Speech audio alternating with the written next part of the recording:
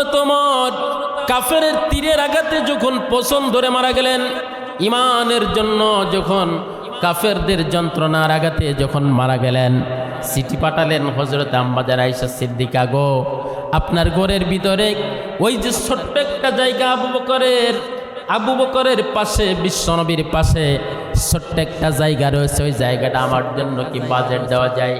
আম্মাজান Ayesha Siddika budget দিয়ে দিলেন। ইমান এবং আমলের দাবিতে আল্লাহর নবীর পাশে হযরতে আবু বকর ঘুমাবে, এটাই তার জন্য মানাই। ঠিক না বেঠিক? জায়গাটা বরাদ্দ দিয়ে দিলেন। তাহলে এক ঘরের ভিতরে আয়েশা সিদ্দিকার ঘরের ভিতরে নবীজি শোয়া, আবু বকর শোয়া, এরপরে শুইলেন হযরত ওমর। আম্মাজান আয়েশা সিদ্দিকা প্রত্যেকটা সাহাবায়ে কেরামদেরকে বলে দিলেন, তোমরা তাড়াতাড়ি করে আমার ঘরের ভিতরে একটা শক্ত দামি একটা পর্দার ব্যবস্থা করে দাও। সুবহানাল্লাহ। এতদিন ছিল আমার স্বামী মুহাম্মদুর রাসূলুল্লাহ, এরপরে আমার বাবা হযরত আবু বকর, পর্দার প্রয়োজন ছিল না।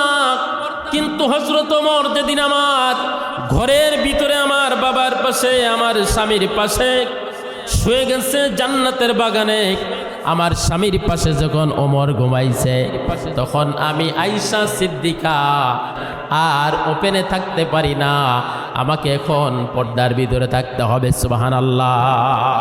আম্মাজান আয়েশা সিদ্দিকা তামাম পৃথিবীর মানুষের জন্য, নারীদের জন্য একটা মডেল শিক্ষা দিয়েছেন। ও নারীরা, আমি আয়েশা সিদ্দিকা তোমাদের জন্য শিক্ষা দিয়ে গেলাম, মৃত মানুষের জন্য আমি পর্দা করেছি।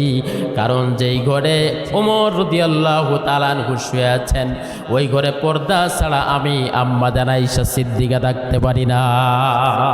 আল্লাহু আকবার। মানুষ মারা গেছে, মরা মানুষের সাথেও আম্মাজান আয়েশা সিদ্দিকা পর্দা করে দেখিয়ে দিয়েছেন। ও পৃথিবীর সমস্ত নারীরা, পর্দা করতে হলে এইরকম পর্দা করবে।